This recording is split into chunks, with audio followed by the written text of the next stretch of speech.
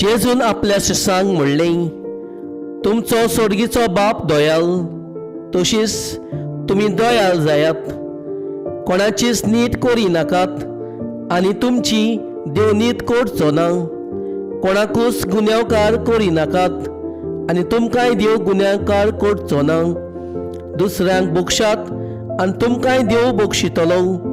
दियात आनी तुमकां मेळटलें. बरें चिकार दामून चेपून हालोवन आनी ओतोसर सुयेन भरलेलें माप तुमच्या उदेंतींत पडटलें. कित्याक जे मापान तुमी दुसऱ्याक दितात तेच मापान तुमकांय मेळटलें.